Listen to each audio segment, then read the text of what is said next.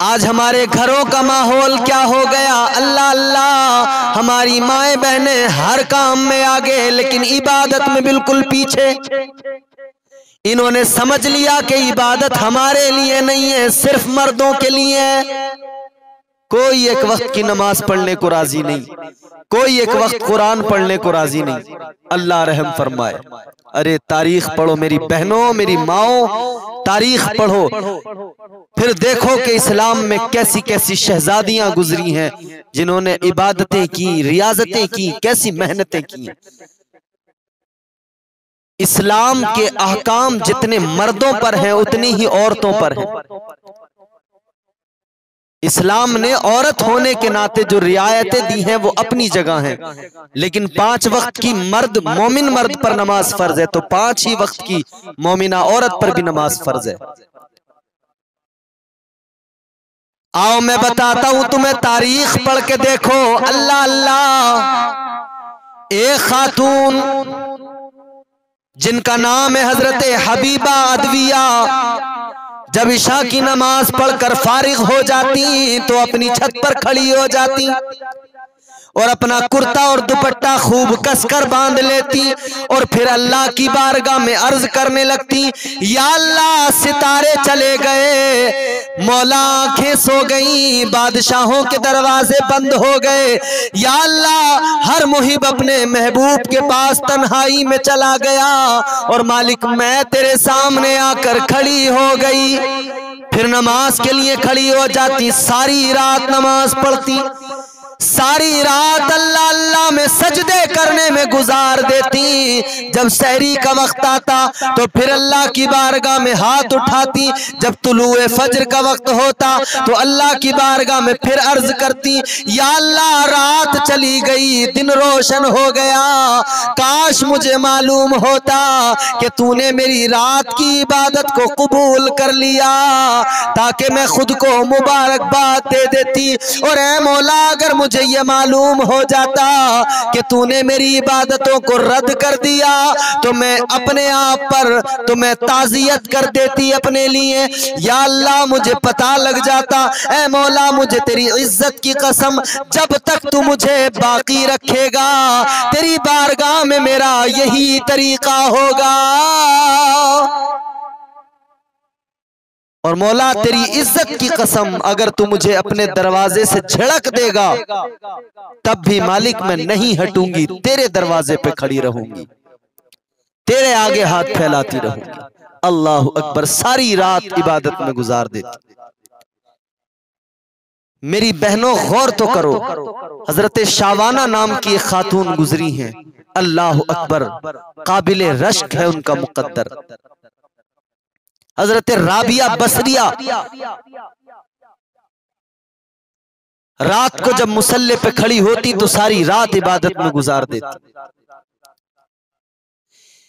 जनाबे हजरत हसन बसरी रहमतुल्लाह ताला अलैह एक रोज कहने लगे, राबिया चलो पानी पर मुसल्ला बिछा के नमाज पढ़ते हैं। इतना सुना तो जनाबे राबिया बसरिया कहने लगी, ए हसन बसरी सुनो, पानी पर मुसल्ला क्यों बिछाएं, चलो हवा पे मुसल्ला बिछा के नमाज पढ़ते हैं।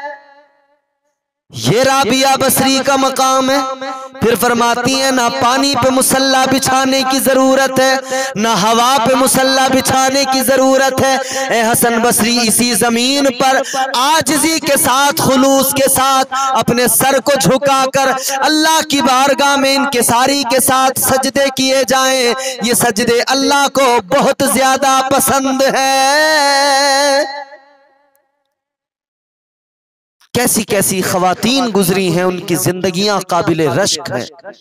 हजरत मोहम्मद बिन माज रहमतुल्लाह अलैह फरमाते हैं कि एक इबादत गुजार खातून ने मुझसे कहा कि मैं एक रोज रात को सोई तो मैंने ख्वाब देखा।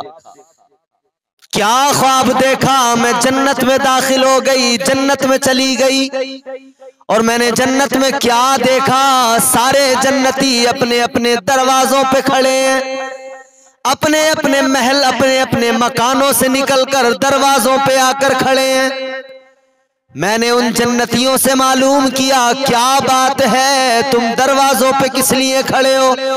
कहने लगे हम एक खातून को देखने के लिए आए हैं, एक खातून की जियारत करने के लिए आए हैं। अल्लाह अकबर कहती हैं, मैं हैरान हो गई, ऐसी कौन सी खातून है, ऐसी कौन सी काबिले रश्क औरत है जिसके दीदार के लिए सारे जन्नती निकल के खड़े हो गए, जिसकी जियारत करने के लिए सारे जन्नती खड़े हो गए। अल्लाह अल्लाह, मैंने पूछा कौन है वो खातून, वो औरत कौन है? तो बताने वाले ने बताया उनका नाम जनाबे हजरत शावाना है। वो अल्लाह की पसंदीदा इबादत गुजार और अल्लाह की बारगाह में मकबूल है। अल्लाह अल्लाह, फिर कहती हैं कि वो एक सवारी पर सवार होकर हवा में उड़ती हुई आई। जब मैंने उनको देखा तो मैंने कहा उस जन्नती से ये मेरी बहन है। फिर उनकी तरफ देखा, कहा है मेरी बहन, मेरा ताल्लुक जो तुमसे है, जो मेरा रिश्ता तुमसे है, तुम भूल तो नहीं गई, मुझे पहचानती हो ना?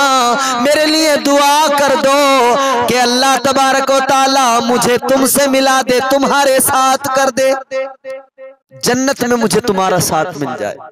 अल्लाह अकबर। वो कहने लगी अभी वक्त है, अभी तुम मेरे पास नहीं आओगी। हाँ, याद रहे, अपनी मेरी तरफ से दो बातें याद रखना, एक ये कि अपने दिल को गमगीन रखना और दूसरी बात ये कि अल्लाह की मोहब्बत को अपनी ख्वाहिशात पर मुकद्दम रखना, सबसे ऊपर अल्लाह की मोहब्बत। जब तुम्हें मौत आएगी तो तुम्हें कोई नुकसान नहीं होगा।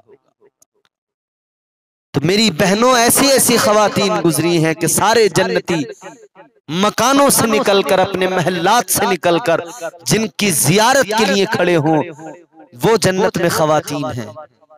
वो अपनी इबादत और रियाजत की बुनियाद पर, तहारत की बुनियाद पर, अल्लाह तबारक व तआला से जो मोहब्बत थी उनको, उस मोहब्बत की बुनियाद पर अल्लाह ने उनको ये मरातिब अता फरमाए, ये इज्जतें अता फरमाए, ये मकाम अता फरमाया अल्लाह ने। आज हमारी माएं बहनें नमाज से दूर, रोजे से दूर, इबादत से दूर, बस इन्होंने समझ लिया है कि हमारे लिए कुछ नहीं, कोई नमाज पढ़ने को राजी नहीं, कोई इबादत करने को। इसीलिए मेरे हुजूर ने फरमाया एक औरत कल क़यामत के दिन 4 मर्दों को दोज़ख में अपने साथ लेकर जाएगी। हुक्म होगा इस औरत को दोज़ख में डाल दो, जहन्नम में डाल दो। वो कहेगी मालिक मैं अकेली नहीं जाऊंगी, मेरा बाप भी मेरे साथ जाएगा क्योंकि वो भी जिम्मेदार है। अगर वो चाहता तो मुझे बुराई की राहों से रोक लेता, गुनाहों से रोक लेता, अगर वो मुझे डांटता तो मैं रुक जाती, मगर उसने नहीं रोका। अल्लाह वो भी मेरे साथ जाएगा। अल्लाह फरमाएगा इसको भी, इसके बाप को भी, दोनों को दोज़ख में डाल दो। कहेगी मालिक सिर्फ बाप तक नहीं है बात, मौला मेरा भाई भी जिम्मेदार है, उसने भी मुझे कभी नहीं रोका। मैं उससे डरती थी लेकिन उसने कभी मुझे बेहयाई से नहीं रोका, मैं बेगैरती की राहों पे चलती रही, मेरे भाई ने कभी फिक्र न की। अल्लाह ये भी जिम्मेदार है। अल्लाह फरमाएगा तीनों को दोज़ख में डाल दो। कहेगी मालिक मेरा शोहर भी जिम्मेदार है। या अल्लाह वो भी बराबर का शरीक है, अगर वो रोकना चाहता तो मैं रुक जाती, वो तलाक की धमकी दे देता, वो जिस तरह से भी चाहता मुझे रोक सकता था बुराई से, लेकिन उसने नहीं रोका। अल्लाह फरमाएगा इसके शोहर को, इसके भाई को, इसके बाप को और इसको सबको डाल दो। कहेगी मालिक मेरा बेटा भी जिम्मेदार है, अगर ये चाहता तो ये भी रोक लेता, अम्मी मैं तेरे हाथ का खाना नहीं खाऊंगा, अगर तू नमाज नहीं पढ़ेगी मैं तेरी बात नहीं मानूंगा, अम्मी अगर तू नमाज नहीं पढ़ेगी मैं तुझसे बात नहीं करूंगा। या अल्लाह मैंने इसे 9 महीने पेट में रखा, अगर ये तड़पता है तो मैं तड़प जाती थी। या अल्लाह इसने भी कभी नहीं रोका, मैं इसके लिए रुक जाती, लेकिन इसने भी कभी नहीं कहा। अल्लाह फरमाएगा इसके बेटे को भी डालो, इसके शोहर को भी, इसके भाई को भी, इसके बाप को भी, चारों को इसके साथ दोज़ख में डाल दो। तो मेरे भाइयों अपने घरों में दीनी माहौल बनाएं, अपने घर की खवातीन को हुक्म दें, उनको नमाजी बनाएं, उनको बताएं कि नमाज फर्ज है, नमाजों से दूर ना भागो।